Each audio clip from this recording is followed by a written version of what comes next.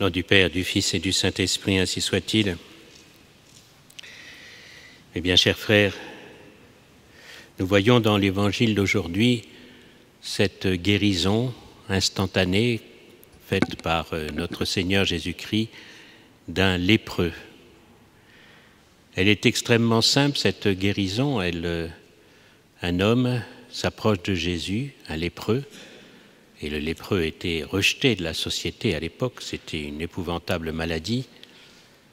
Et il dit simplement à notre Seigneur, « Seigneur, si tu le veux, guéris-moi. » Et Jésus répond simplement, « Je le veux, sois guéri. » Il étend la main et l'homme est instantanément purifié. Qu'est-ce qui a causé cette guérison? Eh bien, c'est la foi de ce lépreux, qui savait que notre Seigneur, il le croyait, était tout-puissant, comme Dieu seul est puissant. Vous remarquez d'ailleurs que notre Seigneur Jésus-Christ, dans cette guérison, n'en appelle pas à son Père, il agit avec autorité d'un seul geste. Il a pouvoir sur toute chose. Je le veux, sois guéri, et instantanément, le lépreux est guéri. C'est donc une récompense de sa foi. Il y a un autre épisode dans les évangiles, pas dans celui que nous lisons aujourd'hui, mais qui nous rappelle cette importance de la foi pour obtenir quelque chose de Dieu. C'est un homme qui, à l'occasion d'une maladie, va vers notre Seigneur Jésus-Christ et lui dit « Seigneur, si tu peux, guéris. » Et notre Seigneur lui dit « Si je peux ». Notre Seigneur dit « Mais tout est possible à celui qui croit ». Sous-entendu, la difficulté n'est pas de mon côté, la difficulté, elle est de ton côté, et tu n'as pas assez la foi. Voilà, c'est ça qui bloquait. Vous voyez, notre Seigneur n'a pas répondu instantanément à cette prière de guérison. Pourquoi? Parce que cet homme n'a pas une foi profonde.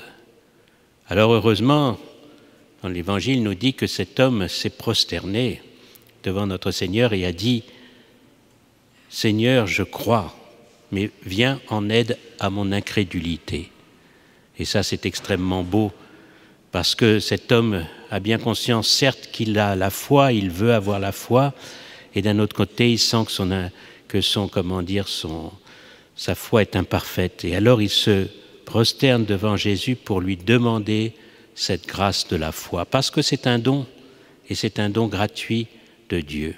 Et dès que notre Seigneur voit cette humilité de cet homme qui reconnaît qu'il manque de foi et qu'il veut avoir plus de foi, notre Seigneur accomplit sa demande et il obtient la guérison qu'il attendait. Et ça, mes bien chers frères, c'est dans l'Évangile. Vous savez, l'Évangile est inspiré du Saint-Esprit, c'est-à-dire que ce ne sont pas des fables, ce ne sont pas des symboles qui sont racontés dans l'Évangile, c'est la réalité historique telle qu'elle s'est passée quand notre Seigneur était sur terre. Et ces miracles sont nécessaires pour entretenir notre foi. Faisons attention à toute cette manière moderne d'interpréter les Saintes Écritures, comme si que les apôtres n'avaient pas voulu raconter des vérités historiques, mais avaient, sous une forme de poème ou sous une forme de théâtre, représenté symboliquement la vie de Jésus.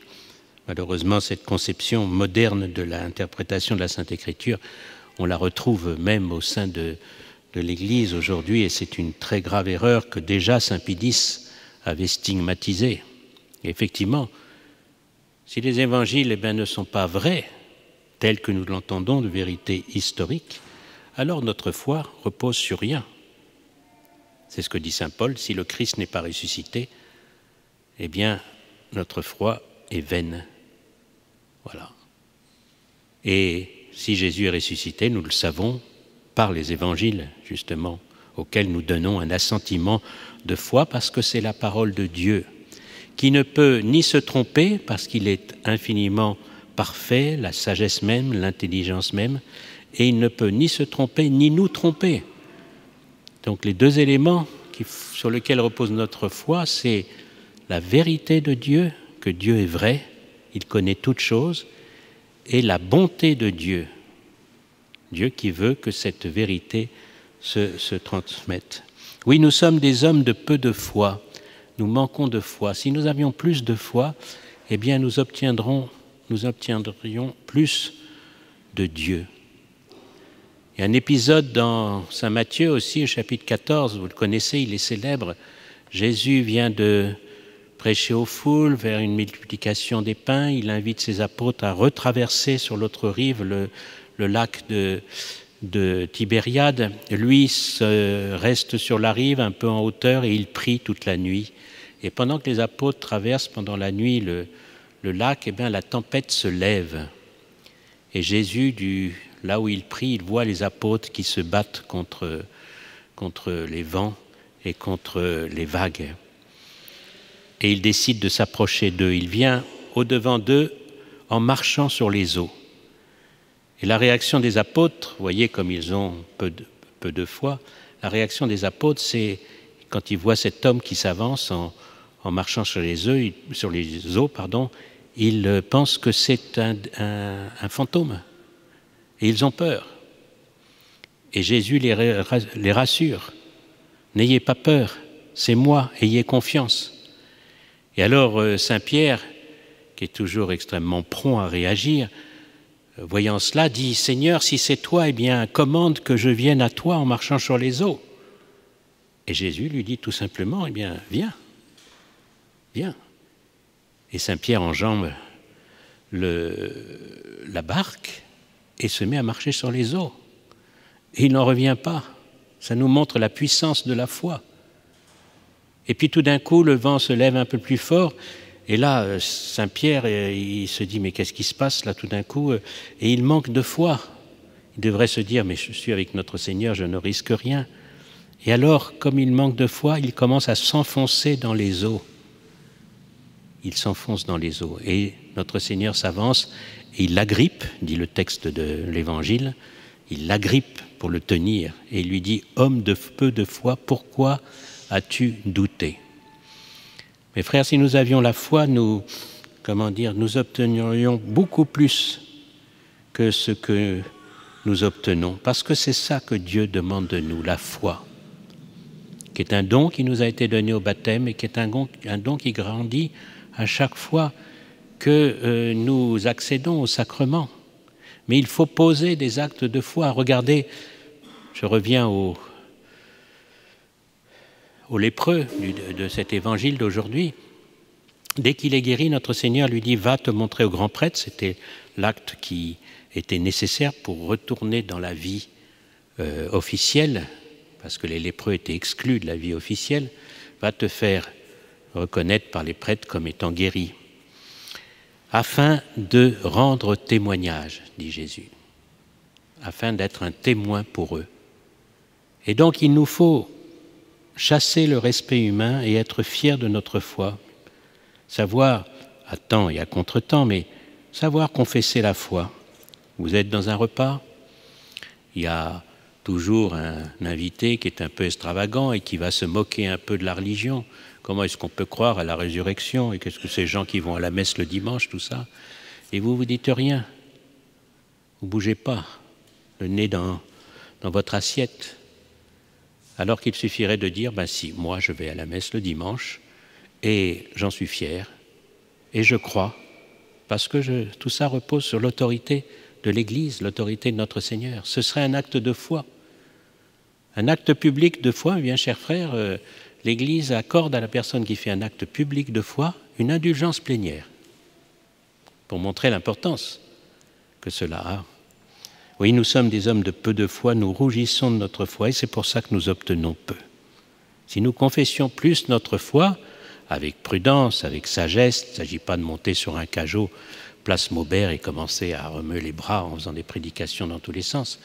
Mais si nous savions, dans notre travail, dans notre entourage, de temps en temps, avoir ces paroles qui montrent que nous avons la foi et que c'est la source de notre force, eh bien nous obtenirons plus du bon Dieu. Regardez la Vierge Marie, nous l'avons vu dimanche dernier dans ce magnifique évangile des noces de Cana. La Vierge Marie a une foi si profonde qu'elle elle ne demande rien à notre Seigneur, elle indique simplement le problème. Ils n'ont plus de vin. Elle dit à notre Seigneur, ils n'ont plus de vin. Et notre Seigneur est étonné parce que lui, dans son esprit, il a tout ordonné, ces miracles, à quel moment il les ferait. Et pour l'instant, le temps n'était pas venu de faire son premier miracle, il voulait attendre encore un peu. Et la force de la foi, la prière de la Vierge Marie est tellement profonde, tellement simple, que notre Seigneur ne peut pas résister. Et il accomplit ce miracle. Et c'est pour ça que nous vénérons la Vierge Marie sous le titre de gardienne de la foi. Vous savez, un jour, Jésus est en train de prêcher, et il y a une personne qui écoute cela et qui est enthousiasmée par la manière dont Jésus parle et la beauté de ce qu'il raconte. Et cette personne ne peut pas résister, elle se lève et elle dit « Béni soit le saint qui t'a allaité, le saint, béni soit ta mère. » Et Jésus dit « Béni soit », il répond « Béni soit plutôt celui qui écoute la parole de Dieu, c'est-à-dire celui qui a la foi et qui la met en pratique, c'est-à-dire qui la confesse dans sa vie chaque jour. » Et notre Seigneur fait l'éloge de sa mère, qui, elle, avait une foi profonde et a cru à la parole du Seigneur. Au nom du Père, du Fils et du Saint-Esprit, ainsi soit-il.